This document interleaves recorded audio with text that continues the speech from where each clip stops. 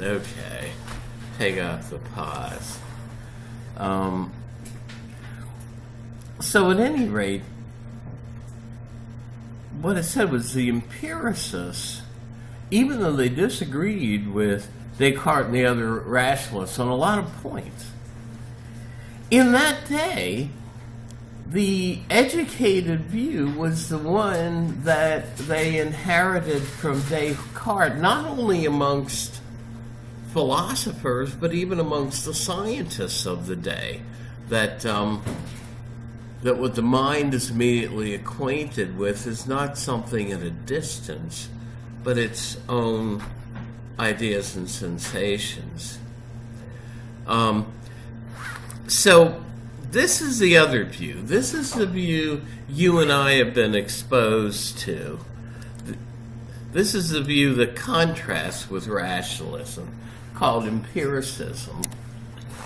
I'm going to pass around a roll here. And the three philosophers that most represent this view historically all come from the British Isles.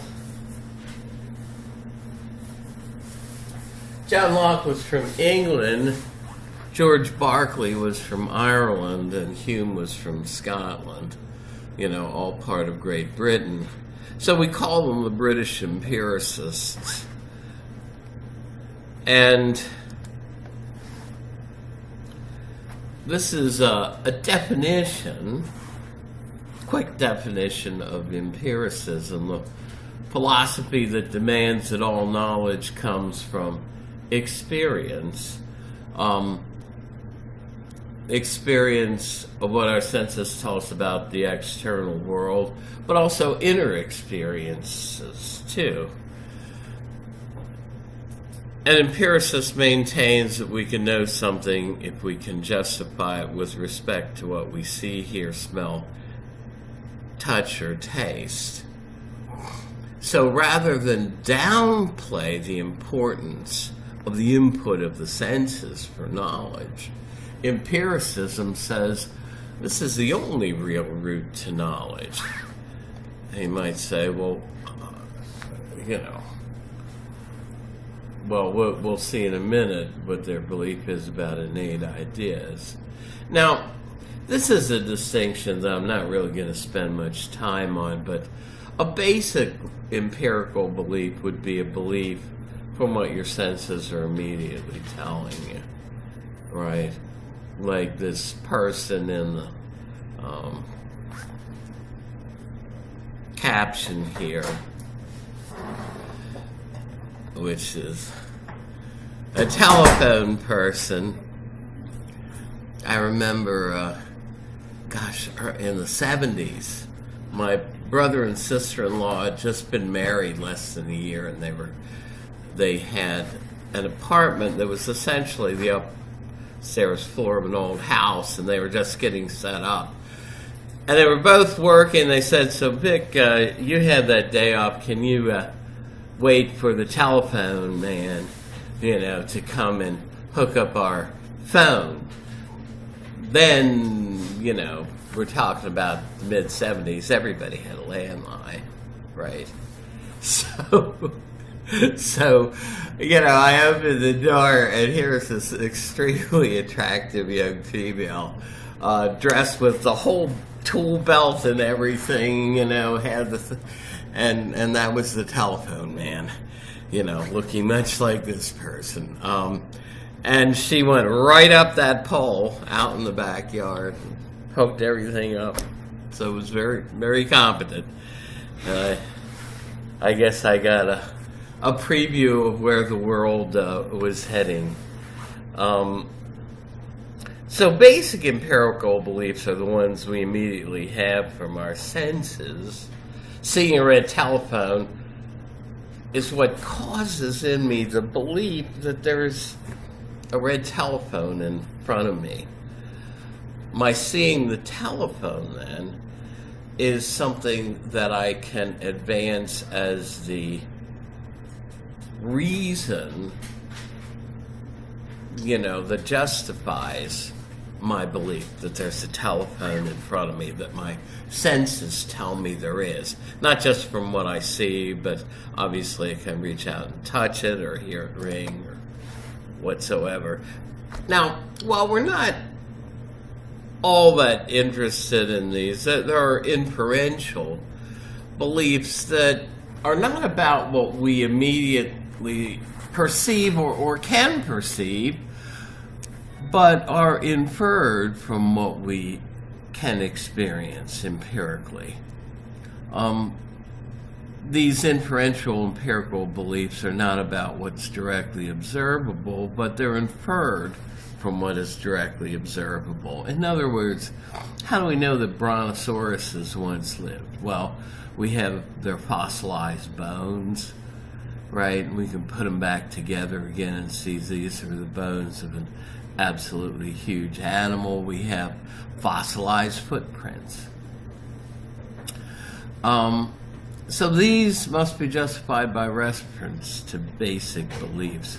So our basic empirical beliefs that come from experience of fossilized bones and footprints allow us to infer that even though these animals aren't around now, that they once existed. So our belief way back then in the existence of dinosaurs is still based on evidence from the senses, empirical evidence. Now, we mentioned that, I mean, it's a very attractive way to look at knowledge. And in our own day, it's pretty much the view that most scientists would hold, that beliefs based on empirical evidence from the senses, seem to be reliable, they're objective, especially when they're what's called intersubjectively verifiable, when a number of people can verify the same observational evidence. We feel pretty confident about it. You know, so empiricism seems to work in everyday life and also in the observational sciences. But what we're going to see is this view still led to problems, and especially problems regarding how we justify the knowledge we think we have from the senses. And most of those problems stem from the view that we are in the egocentric predicament. Stop. So empiricism, as helpful as it seems to be, was a view that led down the garden path to very skeptical views, and that have persisted for a lot of people, even in our own day. So empiricism had problems with perception, and those problems directly stem from what they thought was the obviously true view that the mind is never acquainted with anything directly in the outside world, but is only immediately acquainted with its own inner mental life, its own sensations and ideas. The problems are to get from those sensations, which are the immediate objects of our experience, to the claim that there's something real beyond them. And it becomes a very tough row to hoe for these people to do that. That's why empiricism ended up in the skepticism of David Hume. It seemed to progress into more and more skeptical views. So you might say, well, wait a second, don't we have some knowledge at birth? Not all of our knowledge comes from the senses. Well,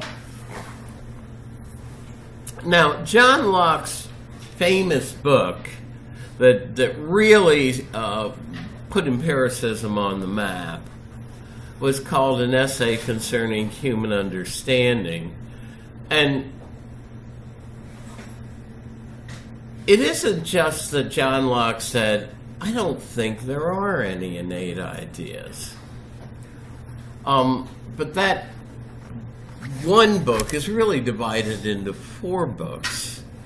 And John Locke takes most of one of those books to give one argument after another against the view that we have innate knowledge, the view that we inherited from Plato, but that Descartes also held, along with Spinoza and Leibniz, 2 other rationalists who we're not going to study. In other words, we can get a good feel for their position from Descartes.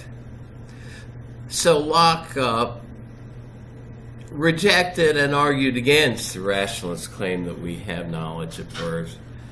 For him, there are no innate ideas. And if you weren't here last time, I said if you look at the word innate, you can see the same root word of things like neonatal intensive care unit, natal, or nativity, the manger scene, the nativity scene. Okay, so innate ideas then are ideas we have supposedly from birth. And as I said, for Plato and Socrates, who believed in reincarnation, they thought we acquired these ideas in a prior life, but they're knocked in a kind of latent state when we become reincarnated in a new body. For the Christian rationalists who did not believe in reincarnation, they thought that God nonetheless planted things. And the kinds of knowledge that was considered to be innate was knowledge of more eternal things.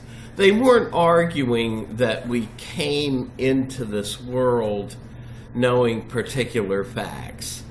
They weren't arguing that we somehow came into the world knowing that in 1492 Columbus sailed the ocean blue, a particular fact.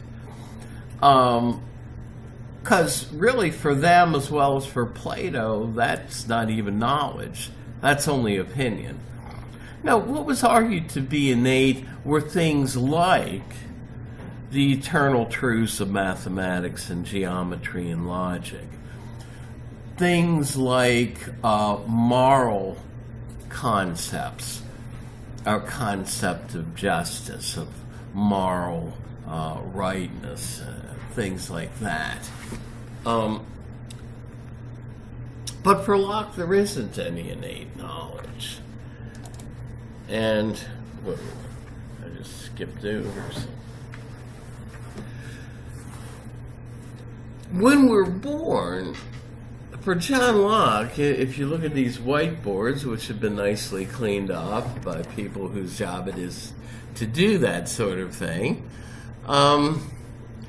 that's a good representation of how our minds are. That when we come into this world, our minds are like a blank tablet.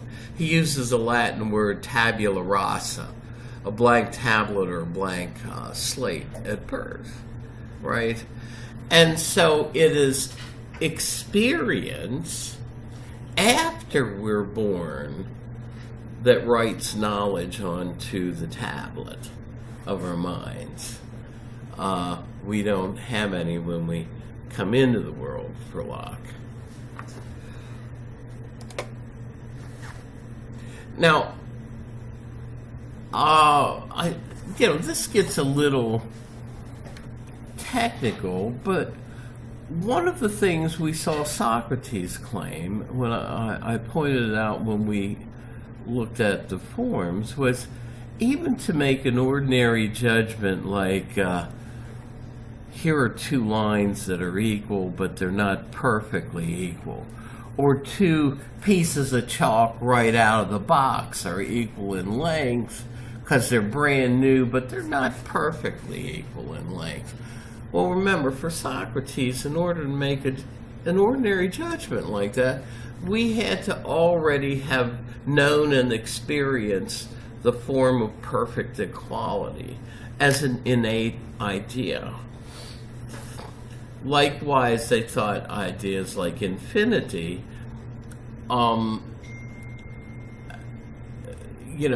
things that we don't experience in this world, they said, are innate, right? Plato argues there aren't any perfectly straight lines or perfectly equal things in this world. So how did we acquire the idea of perfection? It had to have been from our experience of these perfect forms in another world. And likewise, we saw for Descartes, his way of trying to get us out of skepticism relied on what he thought was his innate idea of God as having the common properties of God in traditional theism. The ones we saw listed in the ontological argument that Descartes propounded. So if Locke's going to reject the claim that we have any of these ideas innately, it is incumbent upon him and other empiricists to explain just how we might come by them from what our senses give us. And I am not real crazy about this. By the way, it's a funny thing about software. I did this years ago, and I was using at the time a really old version. I forget whether it was PowerPoint 2000. It might have even been something earlier than that. And that graphic of the computer, and if you know anything about computers, you can tell that's a very old computer. That graphic of the computer was right side up when I put it in. But in every subsequent version of PowerPoint, that graphic gets inverted. And I just leave it in there because I think it just fascinates me that it does that. Yeah, I could replace it with a newer graphic, but why? So, I mean, we could acquire, say, perfect knowledge from limiting and starting out with imperfect knowledge and filling in all the imperfections. I think a better illustration would be what I showed you in the forms PowerPoint, where we were talking about a rose, that even a rose that's beautiful is not perfectly beautiful, right? Could have a misshapen petal here and there. Maybe it's missing a petal on one side. Could have a brown spot here and there. But so you can say there's the concept from the senses of an imperfect rose. But for Locke, to form the concept of what a perfect rose would be, you just mentally, as a mental exercise, eliminate those imperfections. Think of what a rose would be like without any missing or misshapen petals, with a perfect color, with no brown spots or imperfections. So you mentally eliminate the imperfections in what you actually experience, and then you can form an idea in your mind that is not innate, that comes from working on what the senses actually give us. And this is a story he tells with other innate ideas. We know what limited space is like, what it is to walk across the room, or limited number. But he says we can take these limited concepts that we get from experience and mentally compound them out endlessly till we can form an idea of unlimited, infinite duration in time. It's kind of interesting in Revelation. There apparently was not the word for infinity, at least not in the ordinary, everyday Greek used in the New Testament. So the word used for eternity there is eiston ionion to ioniou, which translated means into the age of ages. So they pictured eternity as an age of ages themselves, which is still falls short of something that's unlimited. So you see what Locke is doing here. I mean, we don't want to lose the forest, by looking at too many leaves on the trees, right? What he's trying to do is give an account of how we could have these concepts that seem to not be experientially based, right? Of how we can form these concepts by working on the material that the senses do give us without there having to be innate, right? From the experience of a body moving in limited space, we can imagine what unlimited space would be.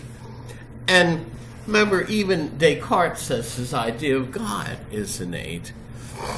But Locke says, well, we can start with concepts that we do get from experience. And Locke was a Christian in some, probably Anglican, so he's not denying the existence of God, but nonetheless, he argues that we could form this idea without its having to be innate. So from an idea of limited existence, we can come up with the concept of God's necessary existence.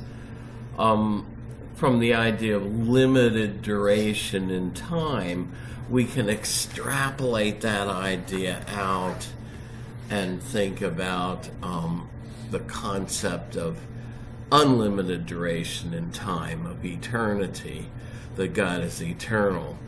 From limited knowledge, we can come up with the concept of God's omniscience, that God knows everything, knows all. From limited power, which our senses can give us, we can extrapolate that out to omnipotence, that God is all-powerful. And the same with wisdom and unlimited wisdom. So Locke even argues that our concept of God is ultimately based on the senses. Now, as I said, these are views that have profound views even into our own day on what people think we can know and justify rationally and have evidence for. But it's easy to lose sight of how important these things are because they seem like they're dealing with little trivialities, little picayune distinctions that on the face of them don't seem to matter. You wonder, why do they worry about them? Now, remember we said that Descartes' idea of doubt was actually a sort of technical version of doubt. Not real doubt, but a hyperbolic, exaggerated doubt. Sometimes what happens is a philosopher can take a word that's used for fairly ordinary concepts, but then give it a new meaning, a more technical meaning. Remember I said that in the egocentric predicament that Descartes put us and the other empiricists in, the mind is acquainted only with its own inner experiences. Well, the way Locke interprets that by using the word idea is that the mind is acquainted only with its own ideas. So ideas are the immediate things that are present to the mind. And you'll see that he makes a number of distinctions about ideas. But Locke's definition of idea is much broader than it's normally used, or that you're used. In other words, if somebody talks about an idea, you and I are used to the part of its meaning where an idea is an abstract concept that somebody has. And it can be that for Locke, but it can be much more than that. An idea for him is the immediate object of perception or experience. And these are quotes from Locke's own book, the essay concerning human understanding. An idea is whatever is the object of the understanding. The understanding here for Locke would be the part of us, the part of our minds that's aware of the rest of the world, aware of itself and aware of things.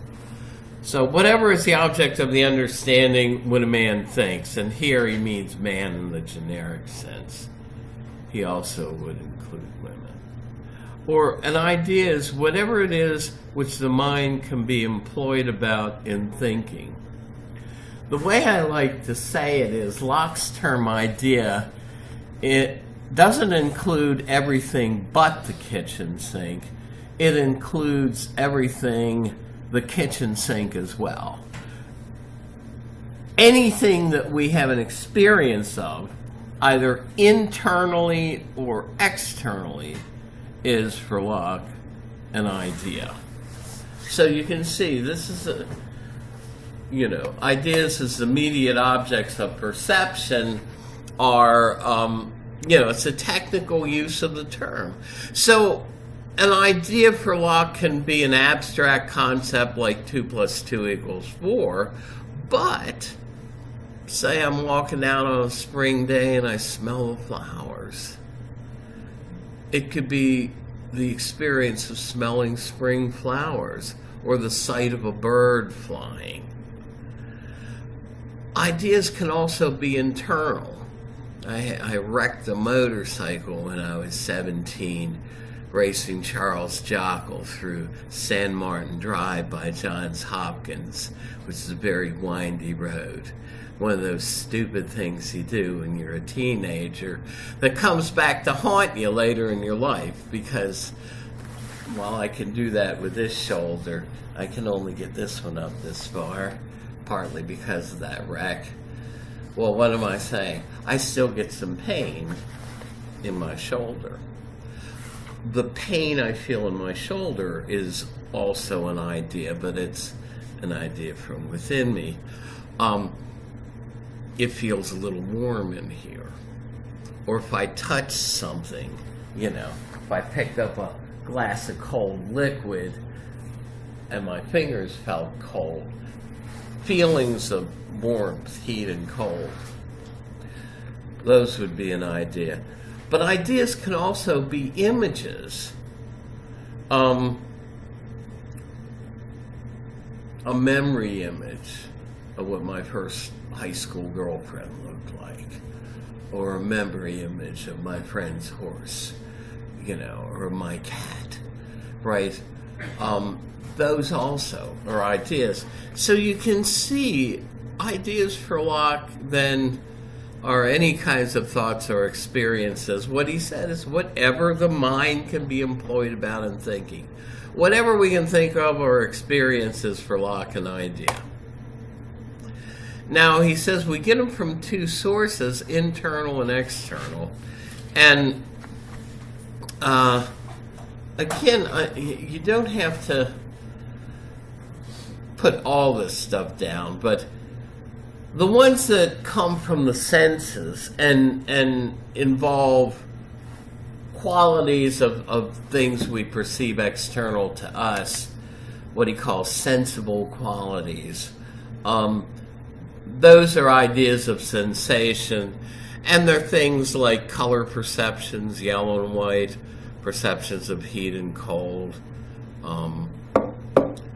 feeling that this is hard to the touch. But also, he says we have ideas from reflection. The thought was that we could reflect on the operations of our own minds. Remember, for Descartes, the mind was like a machine that had various processes going on in it. Well, the thought was we could introspect into our own minds and talk about what we're perceiving, or notice that we're doubting or believing something, or going through a process of reasoning, or remembering something, or feeling a pain. So they can come from introspection.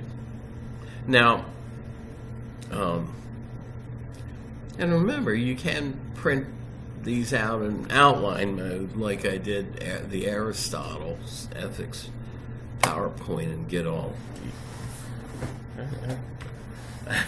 I'm being a little too heavy-handed with a mouse here. Now, again, it seems like we're examining the leaves on the trees, we're making little petty distinctions about ideas. But again, these turn out to have some pretty weighty consequences. So for Locke, there are two kinds of ideas. Think of ideas as like Lego building blocks, right? There are simple ideas and complex ideas. And what Locke claims is that a complex idea is really a combination of the simple ideas that are associated together that form that complex idea. Like our experience of an old-fashioned, telephone, like the one you see. I know there's going to come a time.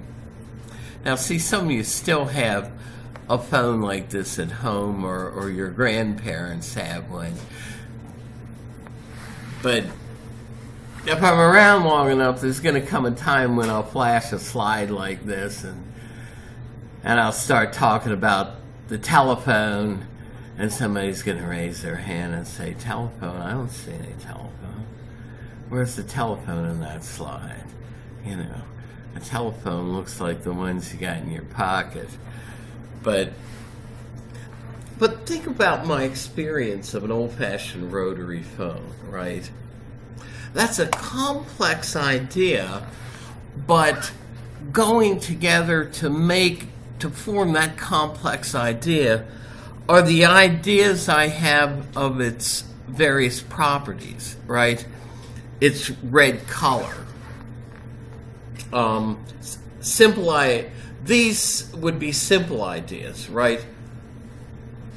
My idea of the color of the phone as red is a simple idea. Its shape, whatever shape that telephone has, that it feels, say, cool to the touch and hard to the touch. My idea of what size it has from what I can perceive or feel of the telephone. its weighted sound. So all these simple ideas of the various qualities the phone has combine into the complex idea of what you and I call a telephone. Now, our ideas are ideas of the properties of objects, the qualities of objects. Now, here's where we really get down to brass tacks. And this was a view held by scientists in his day.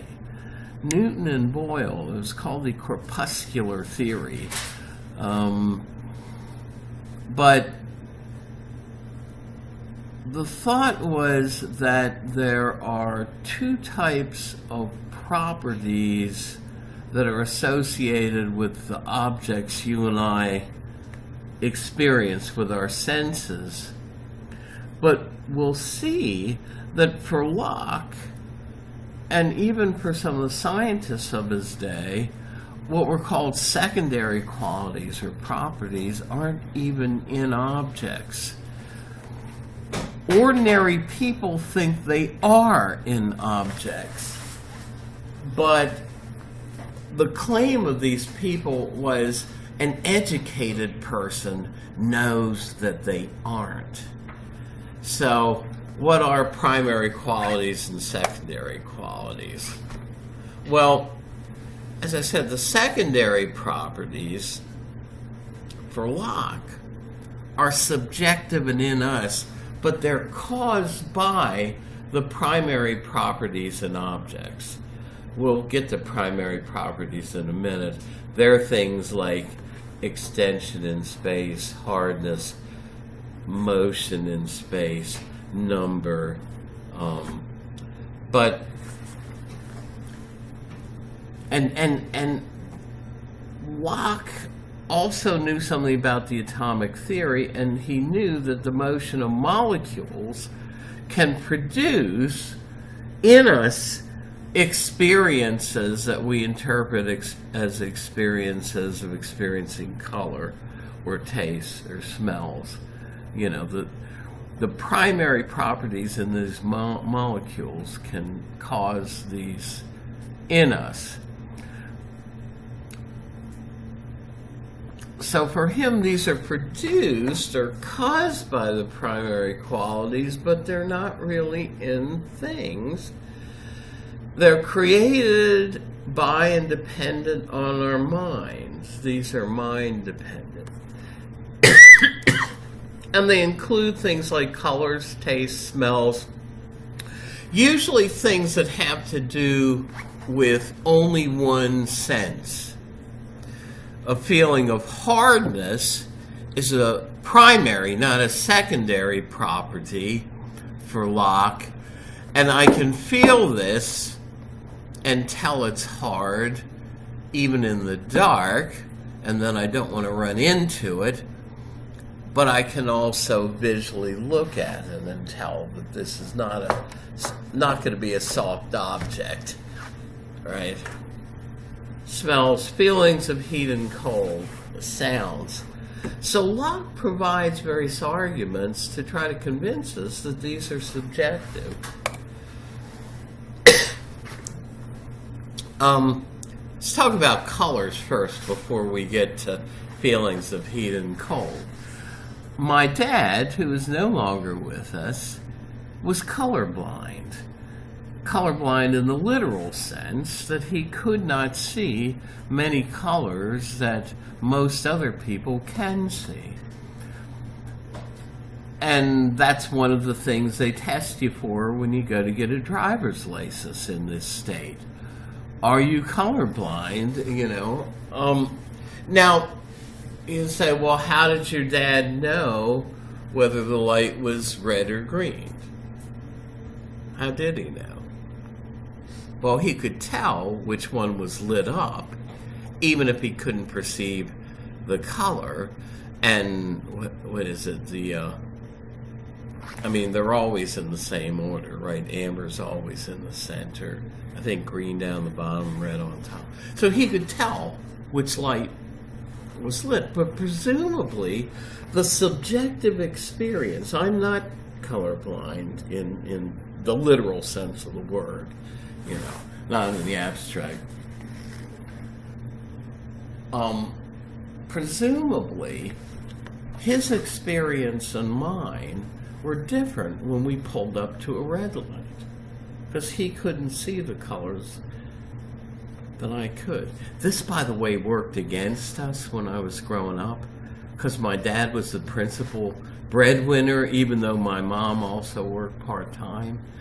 And if we were going to have a television in the house, it was going to be one that he bought and provided. Now remember, back in the 60s and 70s, not everybody had, most people had black and white television sets in their homes. A color set was a luxury back then. In fact, my parents did not have a color television set until my brother and sister-in-law got married, were making some money, and bought them one for Christmas. So when my dad wanted to buy a TV, it never even occurred to him to buy a colored TV, because it didn't make any difference to him. He couldn't see the colors anyway, right? So it worked against us. We always had black and white televisions growing up. But look at this. And this is an experiment that is supposed to convince us that feelings of heat and cold that we think are in the water here are really subjective and in us. Suppose somebody's facing us, right? So what we see as the left pail is what they see as the right. Suppose that has hot water in it. Now, not so hot that you can't put your hand in it, but noticeably hot. Now, suppose the far left, what's on our right would be on that person's left. Suppose that one has cold water and maybe even some ice cubes in it. And the one in the middle either has lukewarm or room temperature water. Now suppose you immersed your hands in the end pails, and they weren't so bad that you couldn't leave them there for a few minutes. What about the hand that's in the hot water? If you take it out and put it in the middle pan, how is the water in the middle pan going to feel?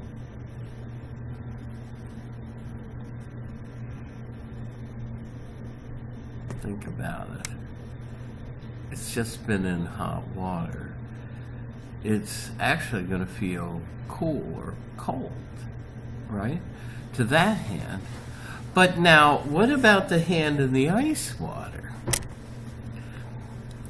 My brother and I used to go sledding sometimes on a hill right outside of our house, which is covered with trees now, so you can't do that. But my parents would usually buy us these really cheap gloves that were like knit of something, and they'd get wet and your hands would get cold because they weren't that effective.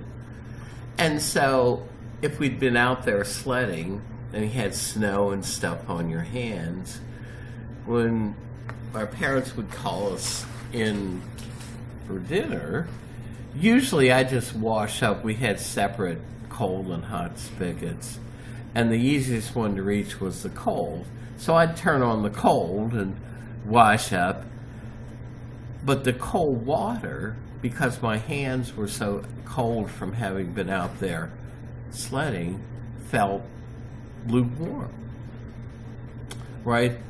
So the hand on the ice cubes, if you take it out and you put it in the central pan, is going to feel warm. Well, think about it. Now you've got one hand saying the water in the central pan is cold, another saying it's warm or hot, two opposite properties. you say, well, the same pan of water can't have two opposite properties at the same time. So how do you get out of the contradiction?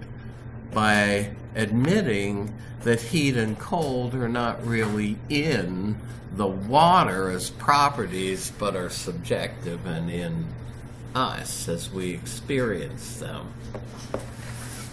And that is a good place to stop. Now, again, these what seem to be little picayune distinctions really have momentous implications for our knowledge of the world and claims about its reliability. Okay, there's a roll there if you missed it.